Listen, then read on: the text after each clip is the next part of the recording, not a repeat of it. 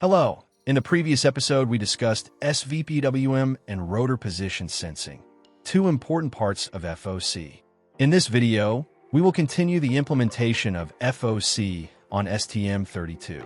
We will discuss motor phase current sensing, understand the concept of low-side current sensing, synchronize PWM with ADC, convert ADC values into current, and create a PI controller with anti-windup to implement current control. Since torque in a motor is directly proportional to current, not voltage, current control becomes one of the main components in FOC. The required current is the current in each phase of the motor, IA, IB, and IC. There are various current sensor topologies, such as low-side current sensing, high-side current sensing, and inline current sensing.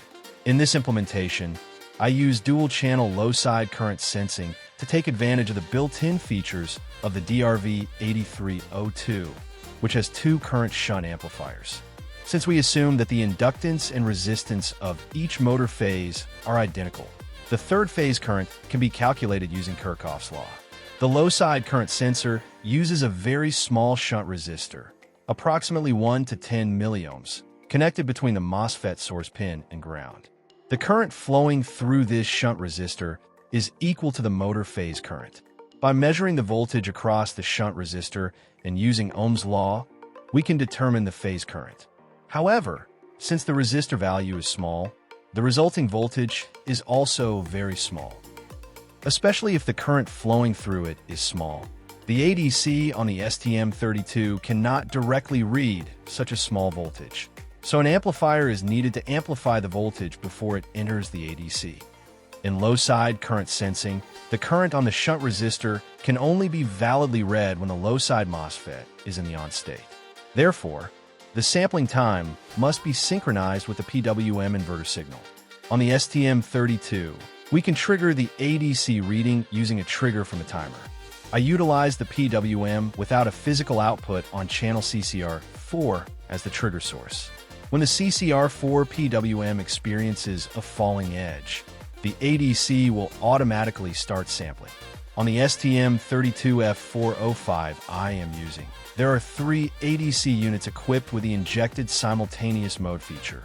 This feature allows more than one ADC to read different channels simultaneously, making the reading process much faster than using a single ADC to read multiple channels sequentially. To utilize this feature, in STM32 I set the ADC mode to triple injected simultaneous mode only because I will use all of them. ADC1 is used to read the current on channel 8, ADC2 to read the current on channel 9, and ADC3 to read the DC source voltage on channel 3, which will be needed in the PWM calculation. I set the ADC resolution to 12 bits, with a conversion time of 15 ADC clock cycles to obtain the conversion result. The external trigger source for the injected ADC is set from the timer 1 capture, compare 4 event on the falling edge. Next, for each ADC, I specify the channel to be read and its sampling time. Here, I chose a sampling time of 15 cycles so that it is not too short but also not too long. Don't forget, the interrupt on the ADC must also be enabled. In order for the current reading to occur precisely when all low-side MOSFETs are active, I set the PWM CCR4 value close to its maximum value. To ensure the sampling time is accurate, I compare the ADC reading timing with the PWM signal on one of the motor phases. I do this by generating a pulse from one of the GPIO pins within the ADC callback as an indicator that the conversion process is complete, then observing the results using an oscilloscope. With this method, I obtain precise current reading times. The current to be read is not always positive, but can also be negative. Therefore, at 0 amperes, the sensor output voltage is not 0 volts, but is around half of the ADC reference level. This voltage is called the offset voltage. Generally, the offset voltage is half of the ADC reference voltage, but the value is not always exact. Calibration can be performed by activating DC cal on the DRV8302 pin, then reading the voltage value through the ADC. The value obtained from this reading is used as the offset voltage. To convert the ADC value into a current unit, we can use the following equation. The amplifier gain on the DRV8302 can be adjusted by setting the gain pin low for a gain of 10 volt per volt or high for a gain of 40 volt per volt. If the target current to be measured is small, or if the shunt resistor value is very low, it is recommended to use the 40 volt per volt setting to maximize the ADC reading resolution. Conversely, for larger current ranges, use the 10 volt per volt setting to prevent the readings from saturating. To reduce noise, a simple low-pass filter can be used on the signal reading path. After measuring the phase currents IA and IB of the motor, the first step in implementing field-oriented control is to convert them into the components I alpha and I beta using Clark's transformation. This transformation converts the three-phase system into a static two-axis coordinate system alpha and beta. The result is a simpler representation of the current vector for processing. Next, I alpha and I beta are converted into ID or direct current and IQ or quadrature current components through part transformation. This transformation projects the current vector onto a rotating coordinate system locked to the rotor position, using angles from an encoder or position sensor. For computational efficiency, sine and cosine calculations can be optimized using a lookup table pre-filled with trigonometric values. Additionally, all constants such as scale factors and transformation matrix coefficients should be calculated up front to reduce processor load. The use of an FPU or floating point unit on the STM32 microcontroller is also highly recommended to accelerate floating point operations. With separate ID and IQ, we can control them independently using a PI controller. The ID component, related to magnetic flux, is usually set to a fixed reference value or 0, while IQ, related to torque, is controlled according to the motor load.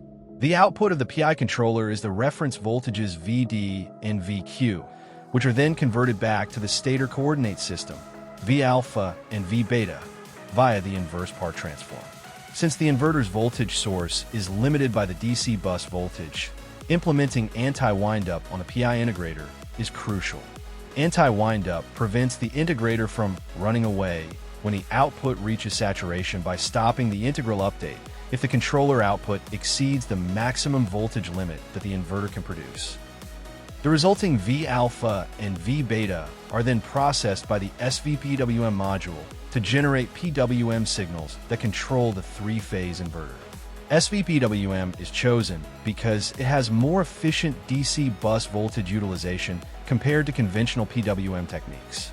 The entire FOC flow, from current sensing, Clark part transformation, PI control, inverse park, to SVPWM generation, must be completed within a single PWM period. If the PWM period is 100 microseconds, this process must be completed in less than 100 microseconds to ensure real-time system response. To verify performance, I measured the latency using an oscilloscope by monitoring the trigger from the start of the ADC reading until the PWM output. Code optimization is crucial to meet this time target. The final stage is tuning the PI parameters. I started with KP alone, with KI equals 0, and gradually increased its value until the transient response appeared fast without excessive oscillations. After that, KI was added slowly to eliminate steady-state error. This trial-and-error approach is simple but effective when done with careful observation of the response.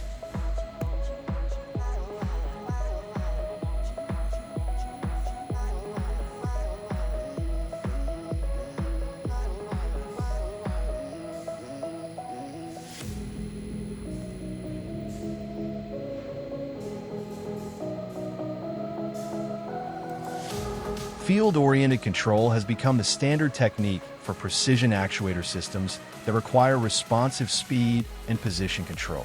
By separating the control of torque and flux components, FOC allows us to create more precise, responsive, and smoother actuator systems. With FOC, we can control speed and position by manipulating the value of the current IQ. Thank you for watching this video, and see you in the next episode.